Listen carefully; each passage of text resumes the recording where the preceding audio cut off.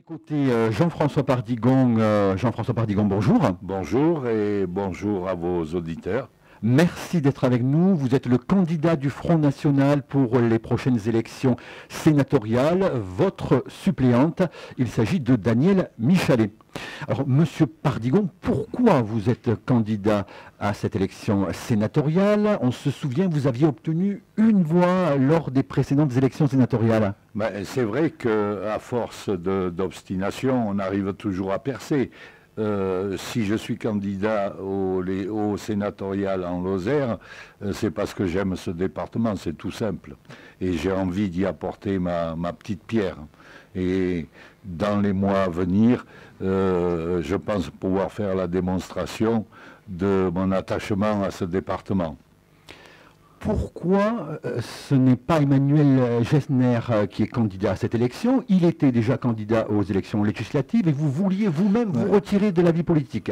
Emmanuel Gessner a quitté le département et donc à partir de là, il ne peut plus être représentatif du Front National en Lozère.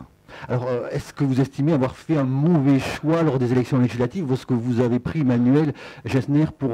Le choix ne m'appartient pas, c'est c'est la Commission nationale d'investiture qui décide. Plusieurs candidats étaient pressentis et c'est Emmanuel Gessner qui a été choisi.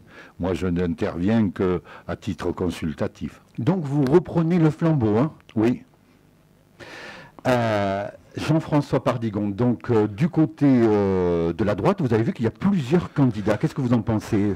Ce que j'en pense, c'est que tous ces gens qui sont à droite, j'en vois aucun qui est capable de redynamiser le circuit économique de la Lozère et surtout de lutter contre les directives européennes. Il faut savoir qu'à l'heure actuelle, 80% des lois, que ce soit au niveau des députés ou au niveau des sénateurs, 80% des lois sont édictées par Bruxelles.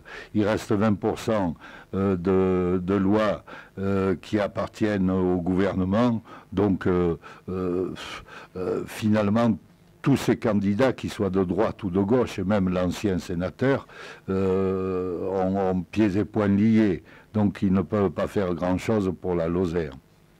Alors par contre, ce que je voudrais dire, c'est que à l'heure actuelle, les petits maires, avec les regroupements de communes et les découpages qui ont été faits par le passé, les petits maires vont être finalement les vassaux du maire de la plus grande commune de la Comcom, et donc pratiquement ils n'auront plus aucun pouvoir. J'ai en mémoire, justement, parce que j'ai participé aux dernières élections sénatoriales, les promesses du sénateur sortant qui avait parlé de passer la population de la Lozère à 100 000 habitants. Où sont les 30 000 habitants manquants? À l'heure actuelle, nous avons 70 000 habitants en Lozère et les 30 000 ne sont toujours pas là. Alors, je pense aussi que ce sénateur n'a pas pu éviter la suppression des ZRR, que ce soit sur la ville de Mende ou sur la ville de Marvejols. C'est quand même une aberration que des petits départements comme les nôtres ne soient pas un petit peu favorisés au niveau fiscal. Vous savez que je prône depuis des années une défiscalisation du département de la Lozère par la création d'une zone franche rurale. À l'heure actuelle, certaines fois, le député Pierre Morel m'a suivi en déposant des propositions de loi allant dans ce sens, mais évidemment ça a été refusé alors qu'une centaine de zones franches ont été accordées dans les quartiers entre parenthèses dits défavorisés. Bon, c'est à mon avis vis-à-vis du staff parisien, c'est un mépris de la Lozère et j'ai de fortes inquiétudes pour son avenir. Sophie Pantel soutient Bertrand, Alain Bertrand, qu'est-ce que vous en pensez, rapidement? C'est surprenant. C'est surprenant quand on sait que beaucoup de sujets les opposent. Le Sénat, vous voulez le conserver au Front National? On a vu que les Insoumis voulaient le supprimer. Les Insoumis, non, nous voulons baisser le nombre de parlementaires. C'est pas supprimé, parce que le Sénat a quand même son utilité pour corriger certains excès du Parlement. La politique de Bertrand, est-ce qu'il a travaillé, Alain Bertrand, au Sénat, ou il s'est reposé? Honnêtement, j'ai pas l'impression que Alain Bertrand ait fait quoi que ce soit au Sénat. La preuve, c'est que rien n'a bougé en Lozère. Mais si seulement ça s'était stabilisé, ce serait déjà moindre mal. Mais quand on regarde le bilan de son mandat, non seulement les choses n'ont pas bougé, mais elles ont régressé. Promenez-vous dans Mende à 8 heures le soir, il n'y a plus personne, c'est un désert. Et je ne vous parle pas des petites villes alentours comme Serverette ou autres. Si nous n'avons pas quelqu'un capable de dynamiser l'économie lozérienne par diverses mesures, je crois que la Lozère finira par éclater et ce serait une catastrophe. Il est l'auteur d'un rapport sur l'hyper-ruralité. Oui, mais l'hyper-ruralité, c'est un mot. Vous savez, Alain Bertrand, je vous signale d'ailleurs que Alain Bertrand et Pierre Morel sont tous les deux en marche. Alors là, je ne comprends plus, parce que dans le passé, ils étaient opposés, et maintenant, ils sont réunis. C'est un peu curieux, je trouve ça bizarre. Mais, comment dire... ça se comprend parce que, vous savez, en Lozère, vous avez le vent du nord, le vent du sud, et les gens tournent un peu en fonction du vent. J'ose pas dire que ce sont des girouettes, mais ils en sont pas loin. Le sénateur est constructif. Constructif? Pas le sénateur, le député est constructif. Oui, constructif, ça veut dire quoi? Ça veut dire qu'il est plus ou moins rallié à Macron. C'est une façon détournée de s'allier. La suppression des ZRR, c'est la faute à qui? À Bertrand ou à Morel? Non, c'est la faute au gouvernement précédent et à celui actuel. Et ben voilà, au lieu d'aller dans le bon sens, c'est-à-dire vers une défiscalisation, c'est l'inverse qui se produit.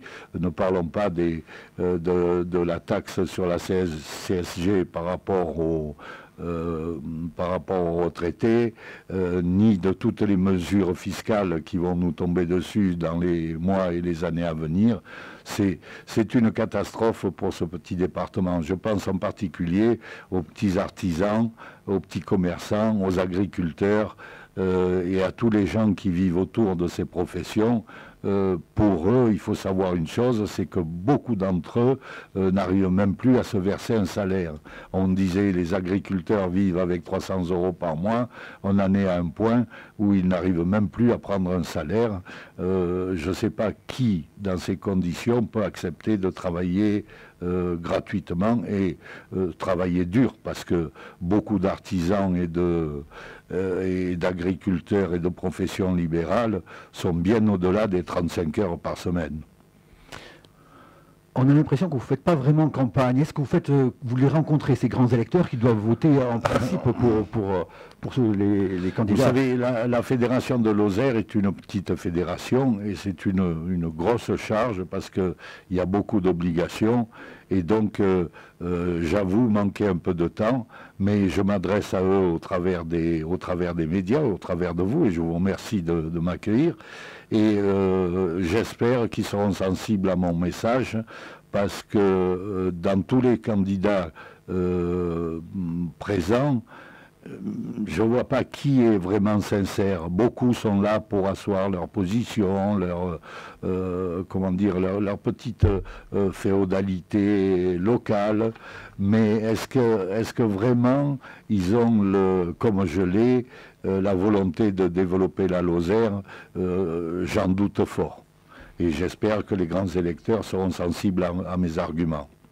Alors un dernier mot, vous êtes optimiste pour la Lozère malgré la situation que vous avez évoquée? Je suis optimiste parce que je vois se lever des talents nouveaux, hors du système traditionnel, qui était un système féodal, il faut bien le dire, et qui va être amplifié maintenant, comme je le disais tout à l'heure, par le biais des Comcom. Mais il se lève à l'heure actuelle de nouvelles volontés, des gens de très haute capacité, et puis nous allons bien voir ce que l'avenir va donner avec ces gens-là. Je pense qu'il faut renouveler complètement le paysage politique lozérien de façon à avoir quand même la possibilité de développer ce département qui le mérite bien. Jean-François Pradigan, merci beaucoup. Je rappelle que vous êtes le candidat du Front National pour les prochaines élections sénatoriales. Votre suppléante est Danielle Michalet.